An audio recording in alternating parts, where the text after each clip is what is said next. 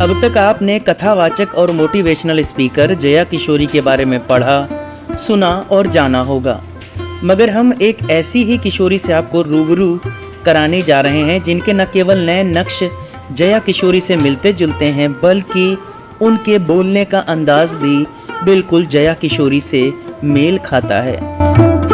17 साल की कथावाचक पलक किशोरी इन दिनों खूब सुर्खियां बटोर रही हैं। कारण है जया किशोरी से मिलता जुलता उनका अंदाज और लुक्स। दरअसल पलक के नए नक्श और बोलने का अंदाज बिल्कुल कथावाचक जया किशोरी से मेल खाता है। लोग उनका कंपेयर जया किशोरी से करने लगे हैं। इनका नाम है पलक किशोरी। पलक महज 17 वर्ष की हैं, लेकिन कथा सुनाने का हुनर और अंदाज किसी प्रोफेशनल कथावाचक से कम नहीं है।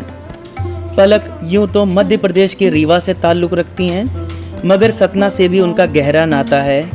पलक सतना नगर निगम में पदस्थ अतिक्रमण दस्ताधिकारी रमाकांत शुक्ला की नातिन हैं। कहते हैं पूत के पांव पालने में दिख जाते हैं। पलक के साथ भी यही हुआ। 24 दिसंबर 2005 को रीवा के अधिवक्ता सतीश मिश्रा के घर पर सांभवी मिश्रा, घर का नाम पलक है, का जन्म हुआ। 2 बड़ी बहनें अपराजिता मिश्रा, अदिति मिश्रा और भाई मानस के साथ पलक को बचपन से ही घर का धार्मिक माहौल मिला। बड़े पिता मनीष मिश्रा के धार्मिक प्रवृत्ति होने की वजह से घर में आए दिन धार्मिक अनुष्ठान होते रहते थे। 3 भाई बहनों में सिर्फ पलक के दिलो दिमाग पर इसका गहरा असर हुआ और उनका रुझान पूजा पाठ और धार्मिक किताबों की ओर होने लगा।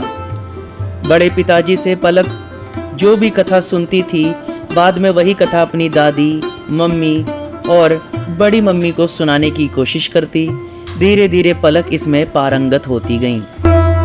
12वीं कक्षा में पढ़ने वाली पलक किशोरी का हिंदी और अंग्रेजी भाषा में बराबर पकड़ है।